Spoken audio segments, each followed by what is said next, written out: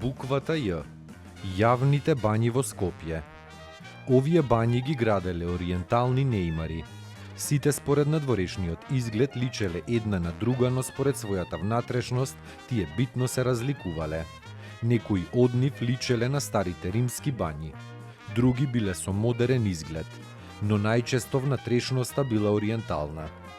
Во градот постоеле 4 јавни бањи кои ги посетувале муслиманите и голем дел од христијанското население. Овие 4 бањи имале 18 одделенија за капење со 43 мали корита од кои се земала топла вода за полевање. Полевањето се вршело со специјални посадки, наречени тасови. Освен корита во бањите имало и 3 кади и 2 туша. Водата била носена или од бунари, или од обични јавни чешми. Во овие бањи имало и 23 кревети за одмор, а имало и простории за потење. Дневно се капеле околу 140 луѓе.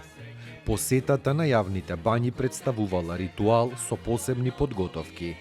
Секој носел пешкир, тас за посипување и храна, бидејќи во бањата се останувало по неколку часа. По завршувањето на капењето и парењето се седело пред бањите, се пиело кафе, клакер и газоза. Амбалажата на клакерот и газозата била интересна. Мали шишиња кои се отварале со буткање на топче, кое служело како затворач.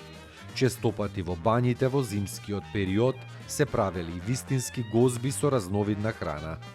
Таму е Скопје, град мој љубав лише, што ми расуте сни. Вечно ке ја сакам, во стаја